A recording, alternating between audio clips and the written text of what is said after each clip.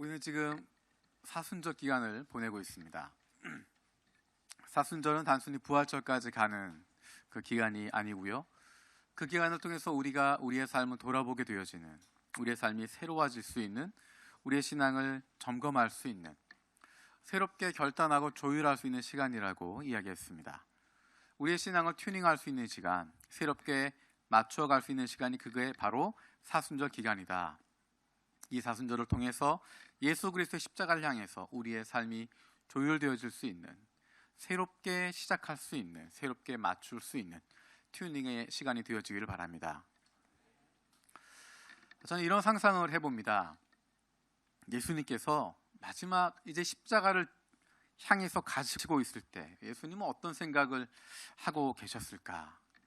사순절이 끝나게 되어지면 부활절로 사순절이 끝나게 되어지는데 예수님께서 십자가를 향해서 가는 모습들을 보게 되어집니다. 그 십자가를 향해서 가시고 있을 때 날짜로 계산하면 지금부터 30여일 정도 남아있는 그 시간 동안에 예수님이 어떤 마음을 가지셨을까? 저는 계획을 세우는 것을 굉장히 좋아합니다. 차분하게 계획을 세우게 되어지고요. 제가 자세히 생각해 보니까 다른 사람들이 저한테 취미가 뭐냐고 물어봤을 때 독서라고 이야기하기도 하고 음악 듣는 것이라고 이야기하기도 하고, 근데 실제로 내 취미가 뭘까 자세히 생각해 보니까 계획 세우는 게 제 취미였던 것 같습니다. 보면 컴퓨터에도 늘 제가 항상 사용하는, 컴퓨터를 켜자마자 바로 들어가는 것은 일정 확인하는 거고요. 일정 고치는 거 좋아하고, 그 일정이 하는 내용들 정리하는 거 좋아하고, 일정별로 색깔별로 쭉 나누는 거 좋아하고,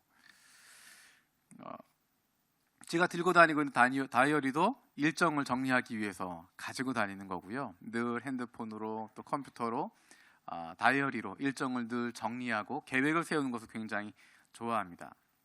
계획을 세울 때 하는 방법은 일정한 내가 목표로 하는 것, 그 행사, 그 일을 정해놓고 날짜를 역산해서 가는 것입니다. 어떻게 하다 보니까 부활절 되고 하다 보니까 어떤 행사하게 되는 것이 아니라 중요한 행사를 정하게 되어지면 그것으로부터 날짜를 역산해서 가는 것입니다.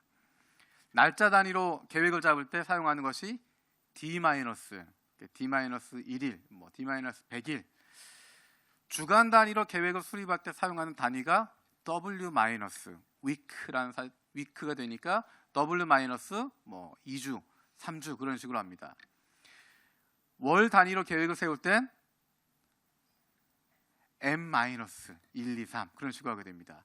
그러면 연간으로 할 때는 어떻게 될까요? Y-1, 2, 3 그런 식으로 합니다. 10개년 계획을 세운다든지 3년 계획을 세운다든지 1년 차에 할 부분, 2년 차에 할 부분, 그렇게 미리 계획을 세우고 준비하게 되어집니다. 계획을 세울 뿐만 아니라 그 일이 있은 이후에 되어질 것들도 머릿속에 그림을 그리게 됩니다. 그날 또는 그 일을 통해서 무엇을 하게 되어지고 그 다음에 어떤 것들이 되어질지, 어떻게 그동안 준비해 오고 그 이후에는 어떻게 이끌어갈 것인지, 그 일을 마쳤을 때 기대 상황, 또 방향, 앞으로 나아가야 될 부분들, 준비할 것들, 그런 것들이 미리 생각하게 되어집니다. 제가 하나 물어보겠습니다. D-22 뭘까요?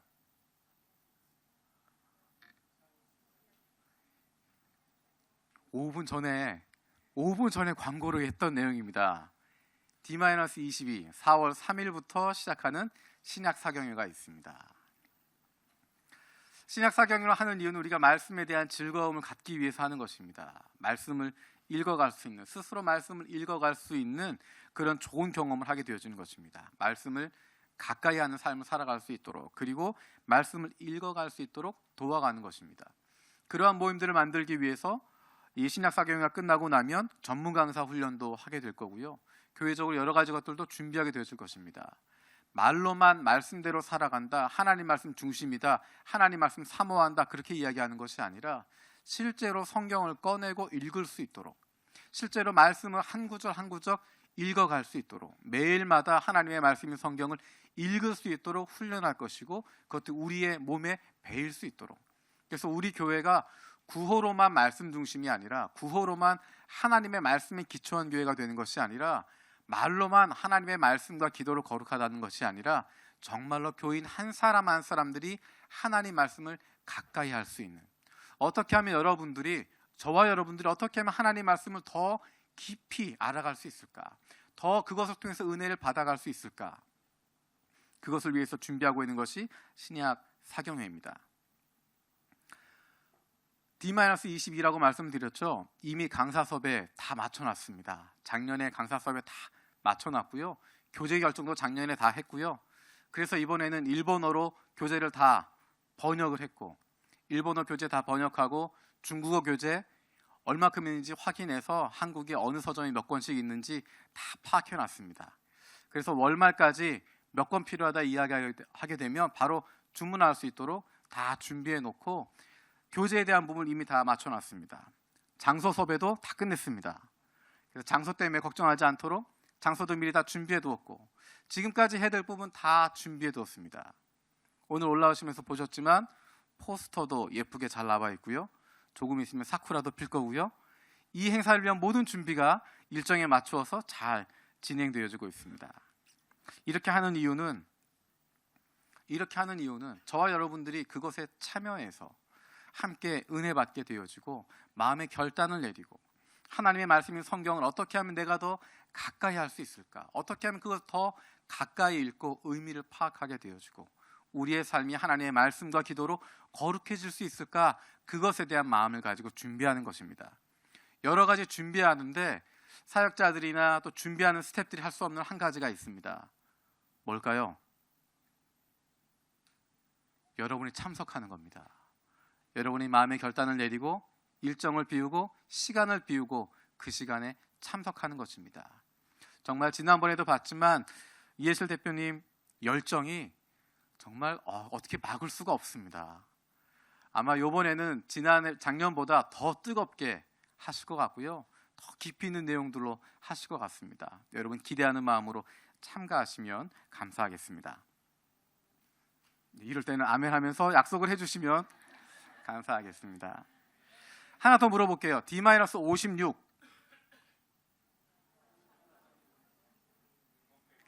원 패밀리 월십 온 가족 예배입니다. 여러분이 준비를 많이 하시네요. 우리 교회에 주신 사명과 정체성을 확인하는, 발견하는 그런 시간이 되어지는 것이고요. 그것들 뛰어넘은 우리 교회 안에 넘치는 기쁨을 누리는 예배가 되어질 것입니다. 성경이 이야기하고 있는 천상의 예배, 그것은 모든 민족과 열방들이 그 언어를 가지고 그 문화를 가지고 하나님을 찬양하고 예배하고 모두가 함께 어우러지는 것인데 우리가 그날 그 예배를 통해서 그것을 경험하게 될 것입니다. 한국부, 일본부, 중국부, 영어부 모두가 함께 모이게 될 것이고 어린아이부터 시작해서 노인에 이르기까지 모든 사람들이 함께 모이게 되어질 것이고 성경에서 말씀하신 그대로 예수 그리스도로 말미암아서 남녀노소를 뛰어넘을 수 있는, 인종을 뛰어넘고 모든 세대를 뛰어넘을 수 있는, 민족과 나라가 하나 되어질 수 있는 그런 놀라운 경험하는 시간이 되어질 것입니다. 한국부, 일본부, 중국부, 영어부로 지금은 따로따로 예배드리고 모임하고 있지만 우리가 하나라고 하는 것, 구호로서가 아니라 그것을 직접 온몸으로 경험할 수 있는, 그것으로 고백할 수 있는 귀한 시간이 되어질 것입니다. 여러분 기도하면서 우리 함께 참여할 수 있으면 좋겠습니다. 지난주에 타마에 있는 파르테논 대홀에 다녀왔습니다. 파르테논 홀까지는 알겠는데 중간에 왜 한자로 그냥 대홀이라고 했는지 모르겠는데요. 하여튼 그 굉장히 큰 건물에 갔습니다. 그 안에 굉장히 잘 되어져 있고요. 미리 약속을 하고 간 것이 아니라 실내까지 들어보지는 못하고 밖에서만 보게 됐는데요. 제 마음속에 그런 생각을 하게 됐습니다. 5월 7일 날 그 타마 센터뿐만 아니라 그 지역 가운데 우리 가족들이 다 휘젓고 다닐 모습들, 그 인근에 있는 모든 식당은 다 우리가 사용하지 않겠습니까? 어쩌면 거기에 호텔들도 있고 여러 시설들이 있어서 가능하신 분들은 미리 가족들 가셔서 1박 2일로 지내셔도 괜찮을 것 같고 또 자취회별로 모임별로 즐거운 시간 가질 수 있을 것 같습니다. 그날 우리 모두가 함께 모여서 함께 예배하면서 우리에게 주신 비전, 우리에게 주셨던 지금까지 하나님 이루셨던 것들 다시 한번 확인하고 새로운 마음으로 다시 한번 나아갈 수 있는, 주님이 주신 그 기쁨 마음껏 누릴 수 있는 복된 시간 되길 원합니다. 지금 우리가 D-22, D-56 그러면서 신약사경가 있었고 온가족 예배가 있고 한 가지 방향으로 흘러가고 있는 것처럼 예수님의 일생도 한 가지를 향해서 가고 있었습니다. 예수님의 일생은 십자가를 향해서 가는 것입니다. 십자가를 통하여서, 십자가에서 죽으심을 통하여서 온 인류를 구원하시고자 하는 그 계획, 그것을 이루시는 것, 그것을 이루시기 위해서 예수님의 일생은 한 걸음 한 걸음 걸어가고 있는 것입니다. 그런데 이제 그것이 며칠 남지 않았습니다. 요한복음 13장부터 시작되어진 내용은 예수님께서 마지막으로 제자들에게 주셨던 이 세상에서의 관계가 정리되어지기 전에 그 사랑하는 제자들에게 주셨던 마지막 유언과도 같은 그런 이야기들이 담겨져 있습니다.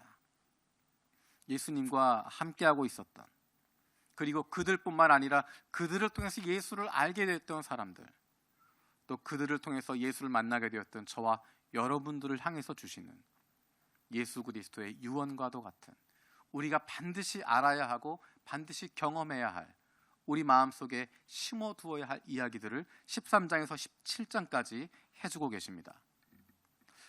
지금 우리가 구약 통독을 하고 있는데 그 마지막 지금 달려가고 있습니다. 3월 31일까지 구약 통독이 끝나게 되는데요. 혹시 여러분 가운데 구약 통독이나 뭔지 모르겠다, 나와는 전혀 관계없는 얘기를 자꾸 목사님이 하신다 싶으신 분들 계시면 오늘부터 요한복음 13장부터 17장까지 내용을 조금씩 읽어가시면 좋을 것 같습니다. 일주일에 한 장씩 읽으셔도 괜찮고요, 하루에 한 장씩 읽으셔도 괜찮고요. 어떤 것이냐면 예수님께서 마지막으로 이제 잡히시기 전에 마지막 밤에 예수님께서 제자들에게 주셨던 가장 중요한 이야기들, 이제 조금 있으면 환난 가운데 들어가게 되어질, 조금 있으면 예수님 붙잡혀가게 되어지고 제자들은 산산이 흩어지게 되어지는데, 예수 때문에 고난받게 되어지고 고통받게 되어지고 두려움 가운데 빠지게 되어질 그 제자들 보시면서 그들에게 마지막으로 주셨던 메시지가 바로 13장에서 17장까지의 내용입니다. 이번 사순절 기간에 이 요한복음 13장에서 17장까지의 내용들을 날마다 읽으시면서 그 가운데 하나님이 우리에게 주시는, 예수님께서 우리에게 주시는 그 메시지를 발견할 수 있는 복을 갖게 되어지기 원합니다. 13장에서 17장까지의 내용 전체가 다 귀하고 좋은 것인데요, 좀 독특한 것이 있습니다. 예수님이 4장에 걸쳐서 설교를 하고 계시는데 예수님이 행동으로 보이신 것, 행동으로 움직이신 것은 13장 오늘 읽었던 본문에 나와 있는 그것뿐입니다. 물론 17장에 보면 예수님께서 하늘을 우러러 기도하셨다라는 표현이 나오는데 그것을 제외하고는 13장에서 예수님께서 몸을 움직이시고 제자들에게 무언가 깨달을 수 있도록 하는 장면이 등장하게 되어집니다. 말로만 하는 것과 몸으로 보이는 것, 큰 차이가 있습니다. 우리가 지금 사순절 기간을 보내고 있는데 사순절은 기다림의 시간입니다. 기다리면서 예수 그리스도의 십자가를 바라보게 되어지는 그러한 기다림의 순간인데, 교회력에서 기다림을 상징하는 색깔이 있습니다. 그것이 바로 보라색입니다. 여러분 보시면 앞에 보라색 천이 앞에 드려져 있습니다. 이것이 상징하고 있는 것이 그냥 예쁘게 만들기 위해서 하는 것이 아니라 이 보라색이 기다린다고 하는 것을 상징하는 것입니다. 보라색이 한 군데 더 있죠? 제 넥타이도 예수 그리스도를 기다린다고 하는 마음으로 대림절, 성탄절을 앞두고 있는 대강절, 대림절 그 기간과 지금 사순절 기간, 이 두 기간에는 보라색을 사용해서 교회력을 표현하게 되어집니다. 기다린다고 하는 것을 보여주는 것입니다. 말로만 하는 것이 아니라 시각적으로 볼 수 있도록 만드는 것이고요, 시각적인 것보다 더 큰 것이 행동으로 보여주는 것입니다. 예수님께서 직접 행동으로 무엇인가를 보여주시는 것입니다. 물론 말로 하더라도 말하는 얼굴 표정, 목소리, 톤, 스피드 여러 가지를 통해서 발견할 수도 있지만 그것보다 행동을 통해서 보게 되어지는 것, 누군가 행동을 할 때 그것을 시선이 따라서 움직이게 되어지고 그것을 귀로 듣게 되어지고 눈으로 시각적으로 보게 되어지고 또 예수님에게 따뜻한 손길을 느끼게 되어진다고 하면 그것은 더 깊이 있게 다가오는 것이고 더 깊이 있는 의미로 다가오게 되어지는 것입니다. 우리가 읽었던 본문의 장면은 예수님과 제자들이 마지막으로 함께 식사하는 장면입니다. 마지막으로 저녁을 함께 하고 있습니다. 성경에는 예수님께서 이 시간 내가 기다리고 기다렸다라고 이야기하십니다.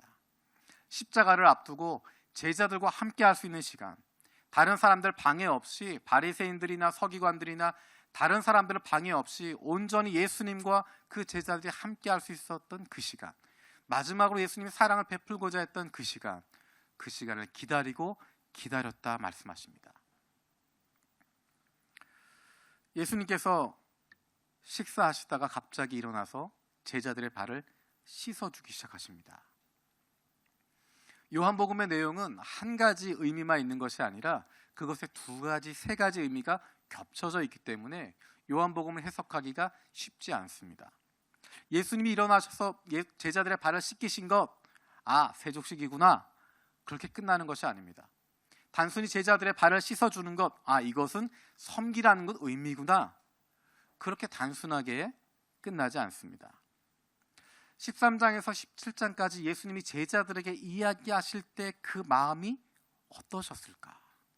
이제 조금 지나고 나면 예수님은 붙잡히게 되고 제자들은 환난 가운데 들어갑니다. 극심한 폭풍 가운데 내던져지게 되어집니다. 그들이 얼마나 힘들어할지, 그들이 얼마나 역경 가운데 있을지, 얼마나 많은 눈물을 흘리게 될지 예수님은 알고 계셨기 때문에 그 마음을 가지고 제자들의 발을 씻겨주시는 것입니다. 예수님이 제자들의 발을 씻기셨던 이야기는 성목요일 4월 13일 목요일 성찬 예배 때 더 자세하게 나누도록 하겠습니다. 자, 어쨌든 예수님께서 제자들 한 명 한 명 씻고 있습니다. 한 사람 한 사람의 발을 씻어주시다가 드디어 베드로의 차례가 되었습니다. 우리 8절 말씀 같이 읽어볼까요? 8절입니다. 시작.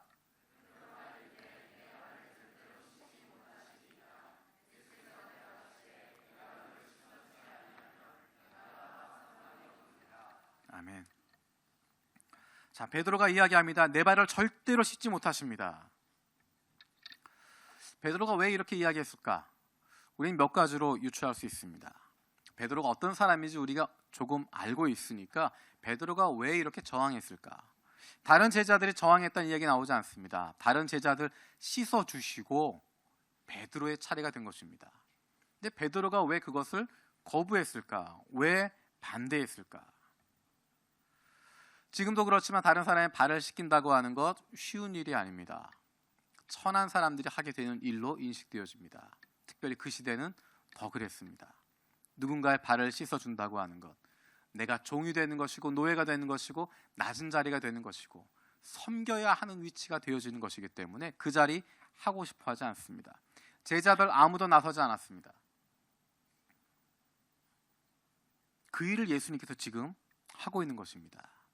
거기에다가 자신의 신체 중에 가장 더러운 발을 예수님이 씻어주시겠다고 오고 계십니다. 베드로는 그것을 참을 수가 없었을 것입니다. 예수님께서 모욕스러운 일을, 저 천한 일을 하시도록 내버려두고 싶지 않았을 것입니다. 거기다가 스스로 생각하기에 나는 수제자라고 생각을 하는데 예수님의 수제자라고 하면서 예수님이 그런 험한 일, 그런 낮은 일, 천한 일 하시도록 둔다고 하는 것 자체가 그 마음에는 와닿지 않았을 것입니다. 참을 수 없는 모욕이었을 것입니다. 근데 베드로가 뭐라고 이야기했는지 다시 한번 기억해 보십시오. 내 발을 씻지 못하십니다라고 이야기합니다. 예수님, 이 일은 예수님이 하실 일이 아니라 제가 할 일입니다. 저희가 잘못했습니다. 저희가 섬겨야 되는데 예수님이 이렇게 하시기까지 우리가 모른 채 하고 있었습니다. 잘못했습니다. 그렇게 이야기하지 않습니다. 제가 나머지 제자들은 제가 씻어주겠습니다라고 이야기하지 않습니다. 그저 베드로의 이야기는 무엇이냐면 내게 이러지 마십시오라는 것입니다. 내가 나서서 섬기겠습니다. 내가 잘못했습니다. 그것이 아니라 그냥 소극적인 저항만 하고 있을 뿐입니다. 나한테는 이렇게 하지 마십시오. 내가 예수님처럼 섬기지 못하겠지만 내 발 씻는 건 하지 마십시오 라고 이야기하고 있습니다. 근데 거기에 대한 예수님의 대답이 인상적입니다. 예수님 뭐라고 대답하셨죠? 내가 너를 씻어주지 아니하면 내가 나와 상관이 없느니라. 내가 너를 씻어주지 아니하면 네가 나와 상관이 없다라고 이야기합니다. 씻어준다고 하는 의미, 그것은 단순히 발을 씻는다고 하는 의미로 예수님 말씀하시지 않으셨습니다. 조금 더 깊은 의미로 이야기하십니다. 누군가를 씻어준다고 하는 것, 정결케 되어지는 것. 예수 그리스도가 씻어주지 않으면, 예수 그리스도로 말미암아 정결케 되지 않으면, 예수 그리스도로 말미암아 회복되지 않으면, 예수 그리스도로 말미암아 그 죄 씻음 받지 않으면 나와 아무런 상관이 없다 말씀하십니다. 예수님과 아무런 상관이 없을 뿐만 아니라 하나님과 아무런 관계도 아니다라고 이야기하시는 것입니다. 단순히 섬김의 차원, 내가 섬기는 것 받아줘라 이야기하시는 것이 아니라 예수 그리스도를 통한 구원을 이야기하고 있습니다. 예수 그리스도가 아니면 그 죄 씻음을 받을 수 없다라는 것입니다. 예수 그리스도가 아니면 그 죄 그냥 두고서는 거룩하신 하나님께 나아갈 수 없다라는 것입니다. 그 죄의 문제 해결 받아야 하는 것이고, 예수가 씻어주어야 하는 것이고, 예수에게 씻김 받지 않으면 그 사람 아무런 관계도 없다는 것입니다. 사람이 거룩하신 하나님께 나아갈 수 있는 길, 반드시 예수 그리스도를 통해서 거룩함이 회복될 때 가능해지는 것입니다. 그 죄악 때문에, 인간이 가지고 있는 그 원죄, 그 죄악 때문에 하나님 앞에 나아갈 수 없는데, 그 죄의 문제가 해결되지 않으면 하나님께 온전히 나아갈 수 없고 하나님과의 관계도 회복되어질 수 없다는 것입니다. 그 죄의 문제를 해결하시기 위해서 이 땅에 오신 하나님, 그분이 바로 예수 그리스도이십니다. 예수 그리스도로 말미암아 구원받지 않으면, 예수 그리스도로 말미암아 죄의 문제 해결하지 않으면 예수님과 아무런 상관도 없고 하나님과 아무런 관계도 없다는 것입니다. 예수님과 나와의 관계는 나는 예수님의 은혜를 받아야 하는 존재라는 것입니다. 나는 예수님에게 용서받아야 하는 존재인 것입니다. 나는 내 더러움과 부족함, 모자람, 연약함, 그 부끄러움 내어놓을 수 있는 상태가, 내어놓을 수 있는 존재가 된다는 것입니다. 감추고 있을 것이 아니라, 숨기고 있을 것이 아니라, 괜찮다라고 말하고 있을 것이 아니라 주님 앞에 가지고 나아가야 하는 것이고, 그렇게 나아가면 그것 씻어주시고 깨끗게 해주시고 거룩하게 만들어주시고 하나님의 사람 되도록, 하나님의 자녀가 되어지도록, 예수 그리스도의 사람 되어지도록 우리를 새롭게 만들어주신다고 이야기합니다. 그것이 바로 죄인이라고 고백하는 것입니다. 우리가 죄인이라고 고백하는 것, 내가 어떤 죄를 범했습니다, 어떤 것을 범법했습니다 이야기하는 것이 아니라, 내가 하나님을 떠난 사람이었고 하나님 없이는 구원받을 수 없는 사람이고, 하나님 없이는, 하나님을 떠난 나는 생명이 없다고 고백하는 것, 내 인생 내가 책임지고 싶었지만, 내 가족의 인생 내가 책임지고 싶었지만 나에게 그런 능력이 없습니다라고 인정하는 것, 나에겐 어떠한 선함도 없습니다라고 고백하는 것, 내가 내 인생 잘 살아보려고 했는데, 선하게 살아보려고 노력했는데 그게 아니군요. 내 힘으로 살아갈 수 없습니다. 내 힘으로는 선해질 수 없고, 내 힘으로는 깨끗해질 수 없고, 내 힘으로는 다른 사람 사랑할 수도 없고, 내 힘만 가지고는 내 인생 어찌할 수 없습니다라고 고백하는 것. 그래서 하나님 도와주십시오, 주님밖에 없습니다라고 고백하는 것, 그것을 성경은 내가 죄인이라고 인정한다고 이야기합니다. 내가 죄인임을 고백하게 되어지는 것, 내가 죄인이라고 이야기하게 되어지는 것, 죄인의 모습으로 주님 앞에 나아가게 되는 것, 그것을 예수님이 기다리고 계시는 것입니다. 우리는 우리의 죄된 모습, 우리의 부끄러운 모습 감추고 싶어 합니다. 의인인 것처럼 보이고 싶어 하고, 건강한 사람인 것처럼 보이고 싶어 합니다. 하지만 예수님 우리에게 말씀하십니다. 나는 의인이 아니라 죄인을 구하러 왔다 말씀하십니다. 내가 죄인입니다 고백하면, 예수님이 이렇게 말씀하십니다. 나는 건강한 사람을 위해서 온 것이 아니라 아픈 사람을 위해서 왔다 이야기하십니다. 내가 건강한 사람, 멀쩡한 사람이다라고 꾸미는 것이 아니라, 내 안에 있는 아픔, 내가 치료할 수 없는 그 아픔 하나님 앞에 고백하게 되어질 때, 내가 죄인이고, 내가 연약한 사람이고, 내가 부족한 사람이고, 하나님 없이 살 수 없습니다 고백하길 원하시고, 그 고백하면 예수님께서 우리의 죄를 씻어 주시겠다 말씀하십니다. 예수 그리스도로 말미암아 그 죄 씻음 받지 않으면, 죄 사함 받지 않으면, 그 죄의 문제 해결받지 않으면 그분과 아무런 상관도 없습니다. 교회 열심히 나오는 것, 10년, 20년 나오는 것, 열심히 봉사하는 것, 직분 갖는 것, 심지어 헌신자가 되고 사역자가 되고 목사가 되어지는 것, 예수님과 아무런 상관도 없을 수 있습니다. 그 이름 도용하는 것뿐이고, 예수 이름 팔아먹는 것이고, 교회 이름 써먹는 것이고, 그 이름으로 유익을 얻는 것이고, 그 이름 가지고 한몫 챙기는 것뿐이지 예수님과 아무런 관계도 없이 살아갈 수 있습니다. 예수 그리스도의 보혈로 말미암아 죄 씻음을 받아야 하고, 그 앞에, 그분 앞에 내가 죄인임을 고백하고, 나의 연약함을 고백하고, 나는 실패할 수밖에 없는 존재임을 인정하고, 내 인생 내가 책임지려고 했던 그 무모함 내려놓고, 우리의 더러운 모든 것 다 인정하고 내가 죄인입니다 고백하게 되어지면, 그리고 그분 앞에 나아가게 되어지면 우리를 깨끗게 하시는 그 주님의 은혜를 경험하게 될 줄로 믿습니다. 예수님께서 이렇게 말씀하시니까 시몬 베드로가 당황한 모습을 보이게 됩니다. 우리 9절 말씀 같이 읽어보겠습니다. 시작.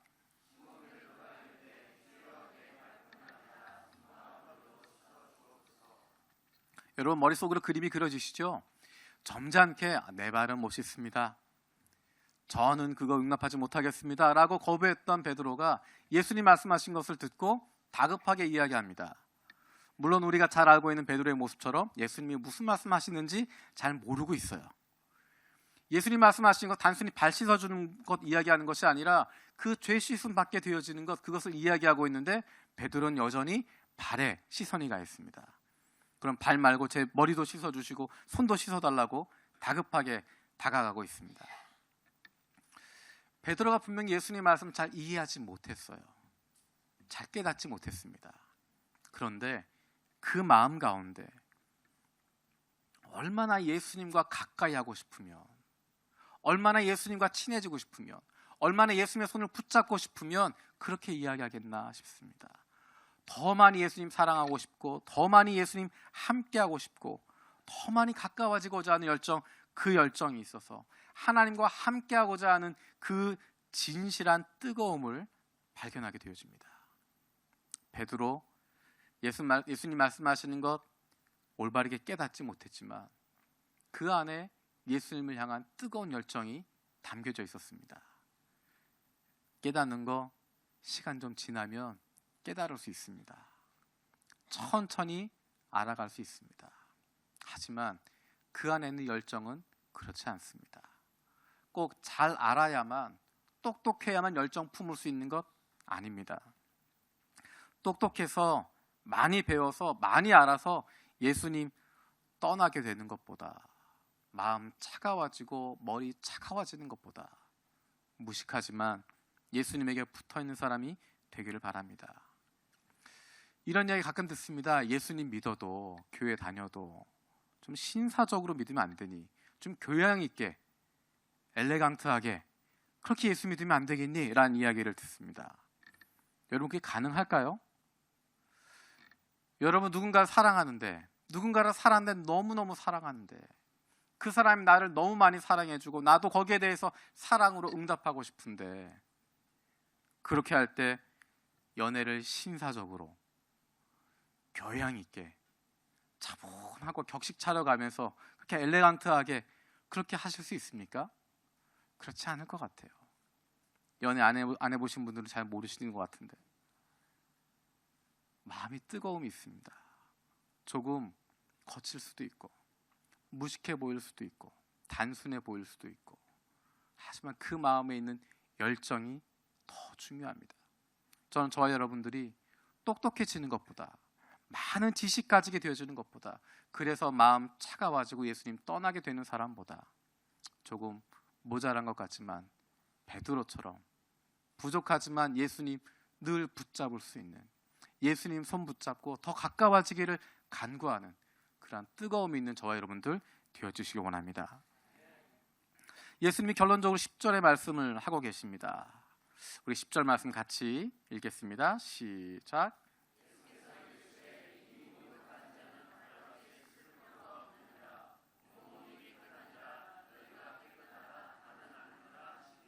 아멘. 조금 전에 이야기했던 것처럼 예수 그리스도로 말미암아 씻음 받아야 된다고 이야기합니다. 그것을 10절 말씀에서 이미 목욕한 자라고 표현하고 있습니다. 예수 그리스도로 말미암아 씻음 받아야, 죄 사함 받아야 그 사람이 목욕한 자가 되어지는 것이고 온전히 죄의 문제가 해결되어진 그 상태가 되어지는 것입니다. 그것을 중생했다고 이야기하고 born again이라고 표현하기도 하고 다시 예수 안에 살았다라고 이야기하게 되는 것입니다.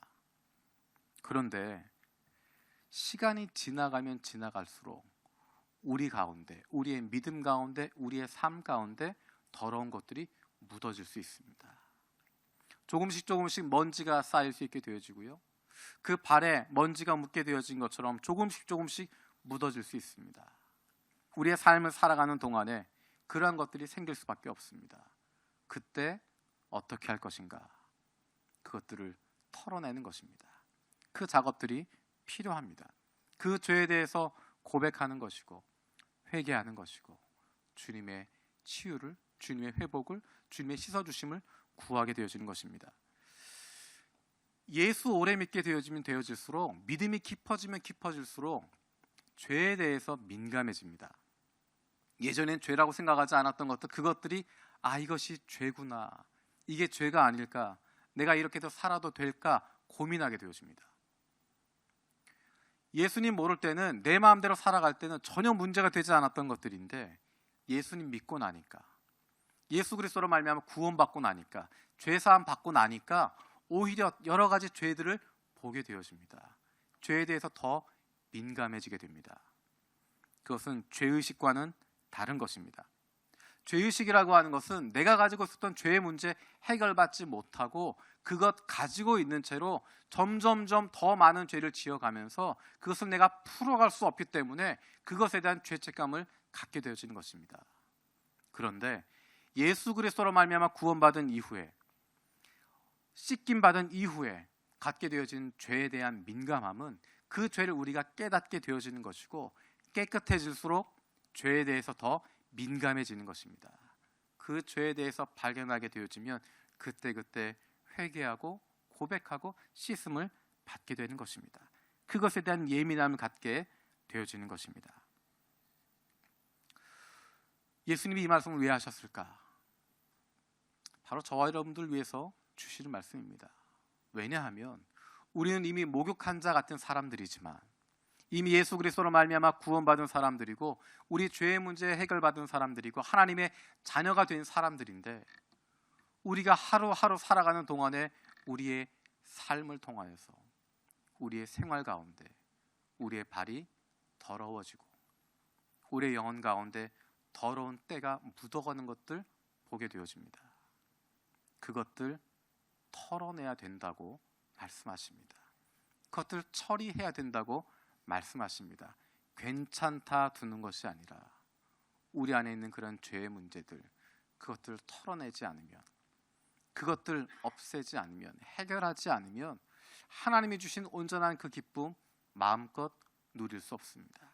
하나님의 자녀로서의 기쁨 마음껏 누릴 수 없고, 주님이 맡겨주신 그 사명 마음껏 감당할 수 없고, 주님이 가라고 하신 그 길 가는데 힘들고 어려울 수밖에 없습니다. 우리의 인생 돌아보게 되어질 때 우리가 고백하는 것, 예수밖에 없다고 하는 고백, 그 고백이 바로 저와 여러분들의 고백입니다. 예수님 때문에 구원받게 되었고, 그분이 아니었으면 구원받을 수 없었고, 그리고 우리의 날마다의 삶 속에서 예수님의 은혜가 있기에 우리가 하루하루 살아갈 수 있게 되어지는 것입니다. 그 은혜를 기억하는 것, 그것을 바라보는 것, 그것이 바로 사순절 기간이고 그것이 바로 우리의 신앙의 모습입니다. 이 시간 함께 찬양 드리길 원합니다. 은혜 아니면 살아갈 수 없다는 고백입니다. 세상 평안과 위로 나에게 없지만 예수, 오직 예수뿐입니다. 크신 계획 다 볼 수 없고 작은 고난에 지쳐도 주께 묶인 나의 모든 삶 버티고 견디게 하시네. 예수, 오직 예수뿐이네. 찬양을 아시는 분은 같이 따라 하셔도 좋고, 찬양을 모르시면 가사 보시면서 조용히 기도하셔도 괜찮을 것 같습니다. 우리의 삶, 예수가 아니면 아무것도 할 수 없는 존재들입니다. 예수 그리스도로 말미암아 죄 씻음 받지 않으면 아무 가치도 없는 존재들이고, 우리의 날마다의 삶 속에서도 예수 그리스도의 그 보혈이 없으면, 예수 그리스도가 없으면 우리가 날마다 삶 속에서도 살아갈 수 없는 존재들입니다. 우리에게 필요한 것 예수 그분밖에 없습니다. 우리 기도하는 마음으로 함께 찬양드리겠습니다.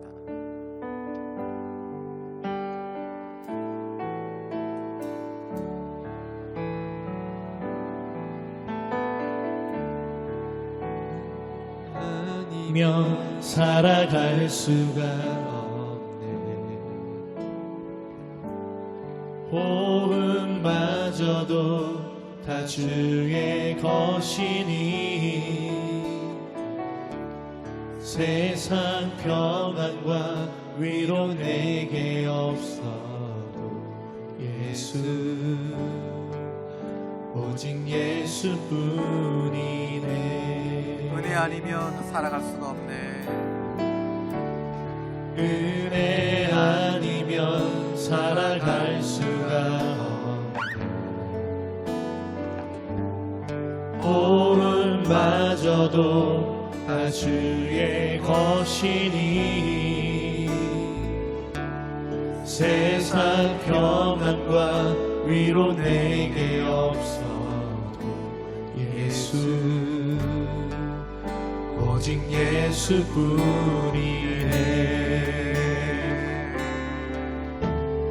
크신 계획 다 볼 수도 없고 작은 고난에 지쳐도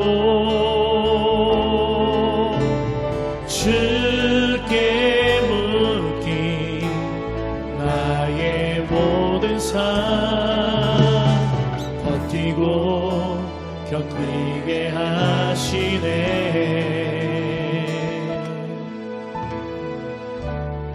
은혜 아니면 살아갈 수가 없네. 나의 모든 것 다 주께 맡기니 참된 평안과 위로 내게 주신 주 예수, 오직 예수뿐이네. 다시 한번 찬양합니다. 은혜 아니면 살아갈 수가 없네. 은혜 아니면 살아갈 수가 없네. 호흡마저도 다 주의 것이니 호흡마저도 다 주의 것이니 세상 평안과 위로, 세상 평안과 위로 내게 없어 예수, 오직 예수뿐이네. 크신 계획 다 볼 수 없고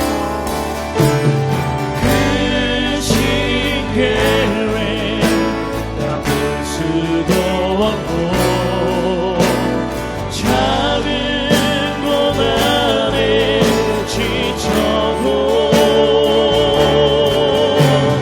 주께 묶인 나의 모든 삶 버티고 견디게 하시네.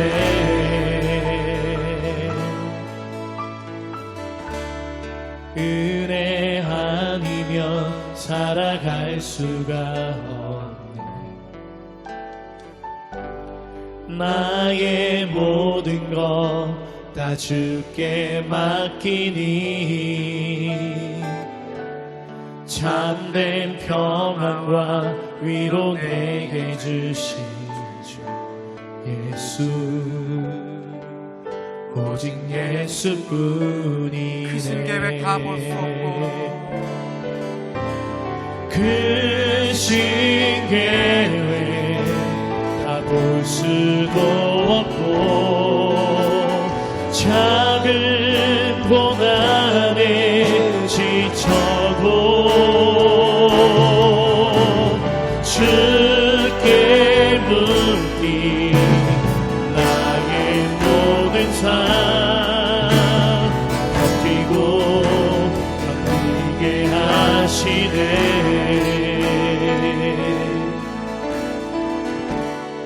은혜 아니면 살아갈 수가 없네. 나의 모든 것 다 주께 맡기니 참된 평안과 위로 내게 주신 예수 오직 예수뿐이네. 오직 예수뿐이네. 오직 예수뿐이네. 오직 예수뿐이네. 오직 예수뿐이네. 우리 함께 기도하겠습니다. 예수 그리스도로 말미암아 죄 사함 받지 않으면 우리는 그분과 아무런 상관도 없습니다. 교회 열심히 나오는 것, 열심히 봉사하는 것, 직분 갖는 것, 심지어 헌신자가 되고 사역자가 되고 목사가 되는 것, 예수님과 아무런 관계도 없이 그렇게 살아갈 수 있습니다. 그 이름 도용하는 것뿐이고, 그 이름 팔아먹는 것이고, 그 이름으로 유익 얻는 것이고, 그 이름으로 한몫 챙기는 것에 불과할 뿐입니다. 예수 그리스도의 보혈로 말미암아 죄사함 받아야 됩니다.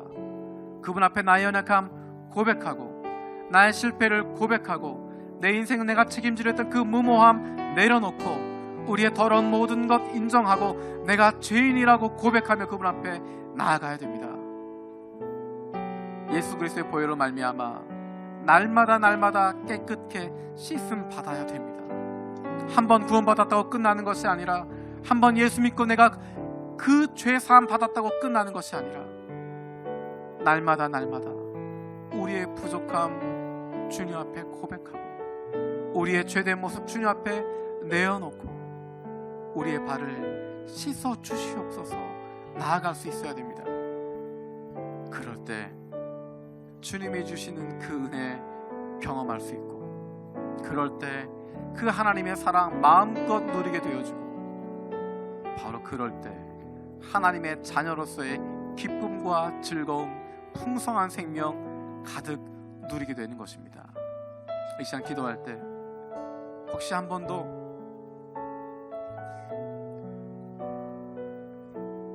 내가 죄인이라고 고백하지 못했다고 한다면, 이 시간 그 고백이 있게 되어지기 원합니다. 괜찮다고 이야기했고, 나는 의인이라고 생각했고, 이 정도면 건강하다고 생각했는데, 하나님, 내가 죄인이군요. 내 인생 내가 책임지려고 했고, 하나님 없어도 된다고 생각했고, 예수 그리스도 없어도 내가 내 인생 만들어갈 수 있다고 생각해왔던 그 상태, 그래서 내 주변 사람들에게 사랑하고 싶지만 사랑 줄 수 없고, 내 주변 사람들 아프게 하고 힘들게 하고, 우리 가족들 아픔 가운데 밀어넣고 있었던 바로 내가 죄인이었군요. 그런데 그 죄에 내가 죄인이라고 한 것 깨닫지 못하고 한 번도 예수님 앞에 나아가지 못했다고 한다면, 이 시간에 그것 고백할 수 있게 원합니다. 내가 죄인인 것 알고 구원받았고 죄사함 받았다고 한다면, 매일매일 삶 속에서 내가 하나님 은혜 구하지 아니하고 내 발 씻어 주시도록 내어드리지 못했던 것 회개하고 용서를 구하고, 주님 나를 씻어 주시옵소서. 매일마다 날마다 나를 씻어 주시고, 예수 그리스도의 보혈로 말미암아 정결케 되어지는, 새로워지는, 거룩해지는 하나님의 자녀 되게 해달라고 이 시간 같이 기도하겠습니다. 살아계신 아버지 감사합니다.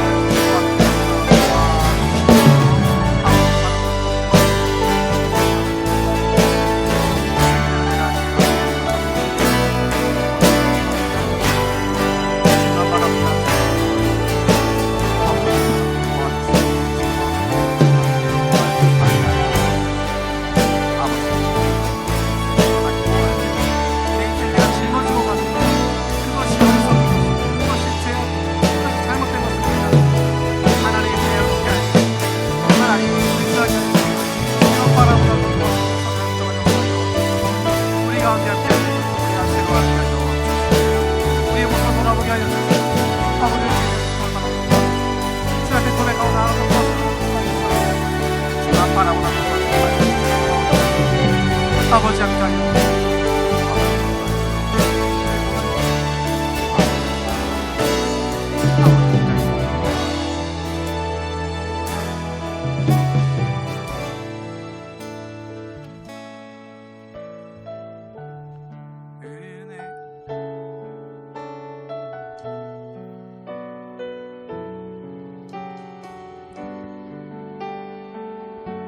또 다 주의 것이니 참된 평안과 위로 내게 없어도 예수 오직 예수뿐이네. 은혜 아니면 살아갈 수가 없네. 은혜 아니면 살아갈 수가 없네. 호흡마저도 다 주의 것이니 세상 평안과 위로 내게 없어도 예수 오직 예수뿐이네. 은혜가 아니면 은혜 아니면 살아갈 수가 없네. 나의 모든 것 다 주께 맡기니 참된 평안과 위로 내게 주신 주 예수 오직 예수뿐이네. 오직 예수뿐이네. 오직 예수뿐이네. 오직 예수뿐이네. 오직 예수뿐이네.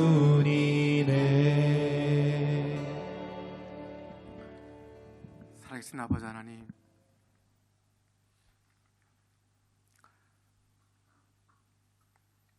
오직 예수뿐이라는 고백이 우리의 삶의 고백이 되게 하여 주시옵소서. 예수 그리스도로 말미암아 죄 사함 받고 이 더러운 죄인들이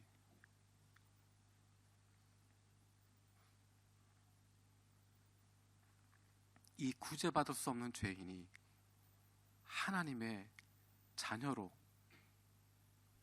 회복되게 하신 것 감사드립니다. 하나님, 우리가 날마다 그 은혜를 기억하게 하여 주시고 날마다 예수 그리스도로 말미암아 정결케 되는 삶을 살아가게 하여 주시옵소서. 예수가 씻어주지 아니하시면, 예수의 보혈로 말미암아 씻김 받지 않으면, 예수의 보혈로 말미암아 거룩해 되지 아니하면 예수 그리스도와 상관이 없다고 말씀하셨고 하나님과 아무런 관계도 없는데 마치 아무 일도 없는 것처럼 그렇게 교회에 나오고 예수님과 아무런 상관도 없음에도 불구하고 아무 일 없는 것처럼 그렇게 봉사하고 일하고 사역하고 그렇게 오게 되었던 우리의 모습들을 돌아봅니다. 우리 날마다의 삶 속에서 오직 예수밖에 없다고 하는 고백이 날마다 있게 하여 주시고 그 예수와 늘 통행할 수 있는 예수 그리스도의 씻어주심, 우리를 회복해 하심, 우리를 새롭게 하심을 날마다 경험할 수 있는 주님의 자녀들 되게 하여 주시옵소서. 오직 예수뿐이라고 고백하는 우리의 가정이 되게 하여 주시고 오직 예수뿐이라고 고백하는, 오직 예수밖에 없다고 고백하는 주님의 교회가 되게 하여 주시옵소서. 감사드리고 예수님의 이름으로 기도드립니다.